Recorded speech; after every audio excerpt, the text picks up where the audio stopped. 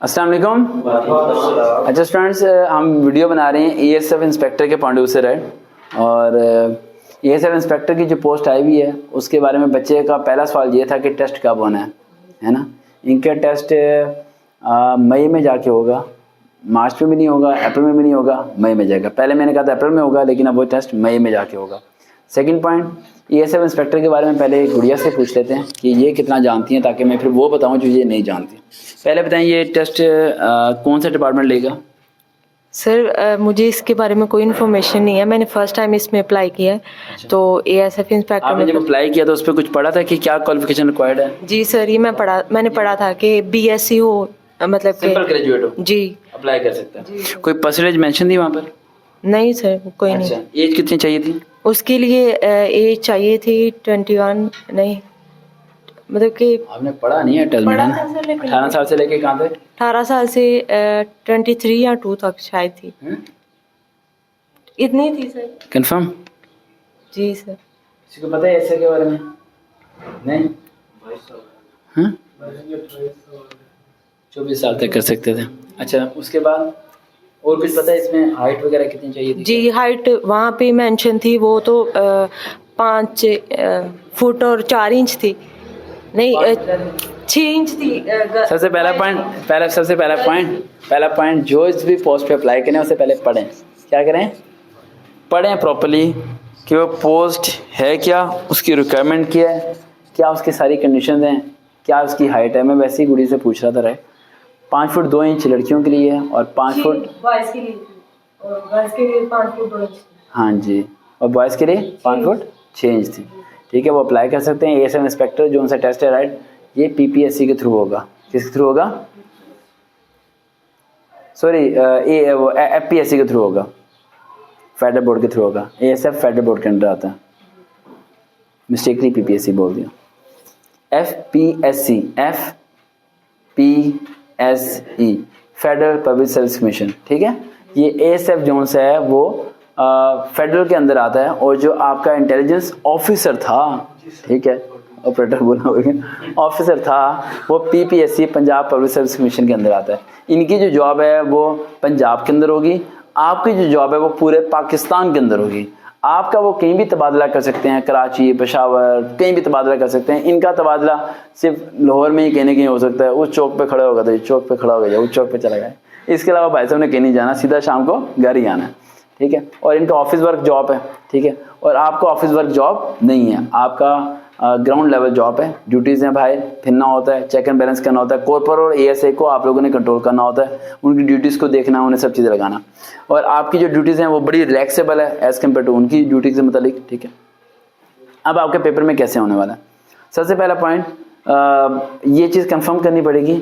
Last time اس میں negative marking تھی, اب پتہ نہیں نیگیٹو مارکنگ ہے یا نہیں, تو یہ ہم کنفرم کر لیں گے بعد میں.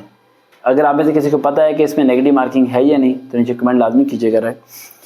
سیکنڈ پوائنٹ, لاسٹ ٹائم جب نیگیٹو مارکنگ تھی تو 0.5 تھی, 0.5, یعنی کہ ایک نمبر کا ایک سوال ہے, تو اگر آپ کے 2 سوال صحیح ہو جاتے ہیں اور تیسرا سوال غلط ہو جاتا ہے تو 2 وہاں سے مارکس آ گئے, 0.5 وہاں سے کٹ گیا تو 1.5 آپ کے مارکس آ جائیں گے, 0.5 کٹے گا. لیکن اگر 2 سوال آپ کے غلط ہو جاتے ہیں تو پورا ایک نمبر آپ کا کٹ جائے گا. ٹھیک ہے, تو اس طرح کر کے مارکس کے ہوتے ہیں ڈاؤن. اس میں جس بچے کے نمبر 40-50 بھی آ گئے نا, اسے انٹرویو کی کال آ جائے گی, کیونکہ اس میں نیگیٹو مارکنگ اتنی زیادہ ہوتی ہے. اب پتہ نہیں اس میں ہے یا نہیں, کنفرم کرنا پڑے گا اگر ہوئی تو. اور 99% نیگیٹو مارکنگ ہوگی. ٹھیک ہے, 1% ڈاؤٹ ہے کہ نہیں ہوگی, وہ کنفرم کر لیں گے. ٹھیک ہے, اب اس میں سب سے مشکل کام یہ ہوتا ہے کہ جب نیگیٹو مارکنگ ہوتی ہے تو اس میں یہ ہوتا ہے کہ آپ تکا نہیں لگا سکتے. اگر آپ تکا لگائیں گے, جو تھوڑے بہت آپ نے نمبر لیے ہیں وہ بھی آپ کے ہاتھ سے جائیں گے, تو اس میں بڑا آپ کو نیئرسٹ رہنا پڑے گا. اس کے لیے آپ نے پچھلے 3 سال کے پیپر ڈاؤن لوڈ کرنے ہیں, 2015, 2017 اور 2013. 13, 15 اور 17. 13, 15 اور 17. 13, 15 اور 17. ٹھیک ہے, ان کی پیپر ڈاؤن لوڈ کرنے ہیں. ان کی پیپر ڈاؤن لوڈ کرنے کے بعد آپ نے ان تینوں پیپر میں سے صرف انگلش کا پورشن نکالنا ہے. باقی یہ سارے کے سارے پیپر فارغ ہیں, انگلش پورشن بس, اور کوئی پورشن آپ نے اس میں سے نہیں نکالنا. ابھی میں آپ کو صرف انگلش کا ہوم ورک دے رہا ہوں اور کسی چیز کا ہوم ورک نہیں دے رہا. پہلے اسے کور کرنا ہے, یہ کور کرنا مشکل ہے.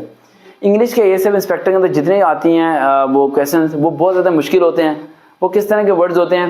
وہ جو ایڈیمز آئیں گے یا پیئر آف ورڈز آئیں گے یا سینم اینٹینمز، یہ 4 چیزیں آئیں گی بس. ٹھیک ہے، pair of words, idiom, سینم، اینٹینمز. Prepositions آپ کی نہیں آنی، ایکٹیو پیسیو آپ کے نہیں آنے، ڈائریکٹ انڈائریکٹ آپ کے نہیں آنے. سینٹینس کریکشن آپ کا آنا ہے. لکھ لو پیئر ورڈز، ایڈیمز، سینم، اینٹینمز لکھ لیا. اس کے علاوہ وہ correction of the sentences, sentence کی کریکشن کرنا. بائی ہوم کہاں استعمال ہوگا، ٹھیک ہے، اس کے بارے میں آپ کو پتا ہونا چاہیے. اس کے علاوہ آپ کا کمپریہنشن لازمی آئے گا. کمپریہنشن کہتے ہیں پتہ ہے پیسج کو. وہ ایک پیراگراف دیا گیا ہوگا، نیچے کوشچن دیے ہوں گے، آپ کو اس پیراگراف کو پڑھنا ہے. غلط بتا دیا. پیراگراف دیا ہوگا، پیراگراف کے نیچے کوشچن دیے ہوں گے، اس کوشچن کے اندر بھی آپشن دیے ہوں گے. کیا دیے ہوں گے؟ آپشن دیے ہوں گے. اور 5 یا 6 آپشن سوال دیے ہوں گے، ان کے اندر بھی آپشن دیے ہوں گے. تو ہم نے اس پیراگراف کو پڑھنا ہے، پڑھ کے کوشچن پڑھنا ہے، پھر اس کے آپشن کو مارک کرنا ہے، جس جو ہمارا ٹائم ویسٹ کرتا ہے. کیا کرتا ہے؟ Time waste. اس کا میں آپ کو طریقہ بتاتا ہوں کیا کرنا ہے. دوسرا پوائنٹ اس پیراگراف کو پڑھنا کیسے؟ پیراگراف کو پڑھنا ہے کراس میں. کس طرح پڑھنا ہے؟ کراس میں. پورے پیراگراف کو اپنے ایسے پڑھنا ہے. اگر کسی بچے نے آئلٹس پاس کیا ہو ٹیسٹ تو اسے کراس ریڈنگ آتی ہوگی، اگر اس کا اچھا بینڈ ہو تو. ٹھیک ہے، کراس ریڈنگ اب میں 1 منٹ میں تو نہیں سکھا سکتا آپ کو، لیکن بتا دوں گا آپ کو فری ٹائم میں کہ کیسے کرتے ہیں کراس ریڈنگ. اس کی کم سے کم 10 دن آپ پریکٹس کرو تو آپ بہت جلدی ریڈنگ کر سکتے ہو کسی بھی پیراگراف کی شارٹ فارم میں. اس کے لیے ویکیبلری تھوڑی ہائی ہو، آپ نے اس طرح کر کے کراس میں پڑھنا ہے. اسے پڑھ کے آپ نے مائنڈ میں اسکیچ بنا لینا کہ اس میں کس چیز کے بارے میں ذکر ہوا ہے، بس وہ بنا کے دین آپ نے کوشچن پڑھنا ہے، آپشن، دین آپشن جو ہیں ان آپشن کو آپ نے اس پیراگراف میں سرچ کرنا ہے. جو آپشن اس پیراگراف کے اندر آ رہا ہے اس لائن کو صرف پڑھنا ہے، تو وہی اس کا آنسر ہوگا. پورے پیراگراف کو پڑھنے کی ضرورت نہیں ہے. یہ آپ نے کہنا. آپ کو ایک بکلیٹ دی جائے گی، آپ کو بکلیٹ دی جائے گی ریڈ، یلو، گرین، بلیو، کسی بھی رنگ کی ہو سکتی ہے، اور وہ سب کے پاس الگ الگ ہوگی رنگ کی. اور اس کے اندر کوشچن جو ہیں نا وہ شفل ہوئے ہوں گے، یعنی آپ کا کوشچن نمبر 1 ہے وہی ان کا کوشچن نمبر 5 ہے. ٹھیک ہے، لیکن کوشچن وہی ہوگا، لیکن پیچھے آگے جیسے یلو والا بیٹھا ہے اور آپ گرین والی بیٹھی ہیں تو کوشچن آپ دونوں کے سیم ہی ہے، لیکن آپ کا جو کوشچن نمبر 1 پہ ہے وہ اس کا 10 پہ ہو سکتا ہے، 7 پہ ہو سکتا ہے، آگے پیچھے ہو سکتا ہے. تو اگر کسی بچے نے چیٹنگ کرنی ہے تو اس کا ایک آسان سا طریقہ ہے کہ آپ نے اس کے ساتھ بیٹھنا ہے، اس کی بک لینی ہے، پہلے اپنا سوال ڈھونڈنا ہے کہ اس کا آپ کا سوال اس میں کون سے نمبر پہ آ رہا ہے، پھر اسے جواب پوچھنا ہے، تو پھر آپ جواب لگا سکتے ہیں، ورنہ آپ نہیں لگا سکتے. تو مہربانی کر کے باقی لڑکوں کی طرح نہ کیجیے گا. ایک لڑکا پیچھے والے کو کہہ رہا تھا بتا، تو اسے کہہ رہا بھی تھا کہ تیرے میرے مرد جو ہے، اس نے کہا نہیں تو بتا، اس نے کہا یہ اور نہیں تو بتا ابھی، ہاں نہیں بتا، تو دیکھ تو اچھا نہیں کر رہا تو بتایا جائے. اس نے اس کے سارے لگا دیے. اینڈ میں پتا چلا کہہ رہا یار وہ تیری خیر، تیرا تو کلر ہی کوئی ہے. تو میں بتا رہا ہوں تو سنتا ہی نہیں بات، بتا بس بتا، یہ آپشن بتا بس، باقی چھوڑ. یہ دیر میں کہنا کہ بھائی نلائکو چیٹنگ اس طرح کی کرنے کی کرنا. اور اگر چیٹنگ کرنی ہے تو پہلے تمہیں اپنے کلر کا بندہ ڈھونڈنا پڑے گا. اور وہ یہ ہوگا کہ جیسے جہاں ایک سیم کلر یہاں ڈفرینٹ ہے تو یہاں ایک کلر ہو سکتا ہے. ٹھیک ہے، تو پھر جا کے تمہارا ہو سکتا ہے. یہ بھی شرط ہو کہ وہ بچے کو آتا ہے، کیونکہ یہاں پر مسئلہ بھی یہ کہ نالائق بچے سب سے پہلے نا پیپر پہلے کر لیتے ہیں اور کر کے نا سب کو کراتے ہیں. ہاں وہ میں نے یہ دیکھا ہے پیپروں میں. بھائی نالائق غلط آپشن ٹک کرے گا، ٹک کر کے ہر پورے ہال میں ہر بچے کو تھی چاہیے میں بتاؤں گا تھی، میں ہر ایک کو غلط کرا کے نا جو سارے غلط ہو جائیں گے. پھر سکون کی نہیں سہے گا، امی میں تو فیل ہوا ہوں، پورا ہال فیل ہے. امی کیا ہوا؟ میں نے سب کو اپنا غلط ہی کرا دیا، میں تو ڈوبا، سارے لے کے ڈوبا. ٹھیک ہے، تو یہ حساب ہوتا ہے یہاں پر. تو ٹرسٹ ذرا دھیان سے، ٹھیک ہے، اپنا کرو تو بہتر ہی ہے. اچھا دوسرا پوائنٹ، اس کے اندر آپ کے 2 پیجز دیے ہوں گے بلینک کلر کے. اس کے بعد آپ میتھ کے کویسچن پریکٹس کر سکتے ہیں. میتھ کے کویسچن میں آپ کے پورے نمبر آ سکتے ہیں. اس کے لیے آپ کو سیریز والے کویسچنز، ڈویژن والے کویسچنز، ملٹیپلیکیشن والے کویسچنز، یہ کامن کویسچن آپ کو آنے چاہیے. اور اس کے لیے آپ یہ اولڈ پیپر میں سے میتھ اور انگلش کے کویسچن نکال لیں اور انہیں آپ لوگ کر لیں. میں نے سفید ہو جانا ہے یہاں پر کھڑے کھڑے. جی ہاں جی،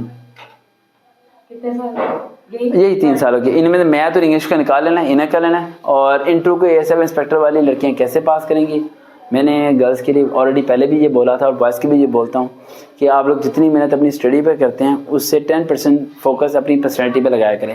پرسنالٹی کا مطلب یہ ذرا بھی نہیں ہے کہ آپ کے پاس جوتے نہیں ہوں، یہ بھی نہیں ہے کہ آپ کے پاس کپڑے نہیں ہوں. پرسنالٹی کا مطلب سمپل یہ ہے کہ جب آپ بولیں تو آپ کے ورڈز آپ کی باڈی سے میچ کریں بس. انڈیا آپ فورن کنٹری کی فلم دیکھیں، اس میں پتہ نہیں کتنے ہیرو ایسے ہیں جو کالے سیاہ ہیں. خوبصورتی میٹر نہیں کرتی. ہمارے یہاں پر اکثر یہ ذہن میں آتا ہے جب بھی میں یہ بات بولتا ہوں پرسنالٹی کو، تو کچھ لوگوں کے مائنڈ میں آتا ہے کہ خوبصورتی میٹر کرتی ہے. خوبصورتی میٹر نہیں کرتی، صاف ستھرا ہونا چاہیے. بال آپ کے صاف ستھرے ہوں، بال آپ پہ کنگھی ہوئی بھی ہو رہا ہے.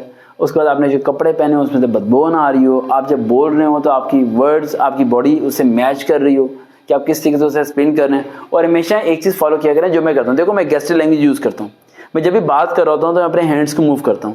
اس سے فائدہ کیا ہوتا ہے کہ اگر کسی کو آپ کی بات سمجھ نہیں آ رہی تو اس سے آپ کے اشارے سے بات سمجھ آنی شروع ہو جاتی ہے.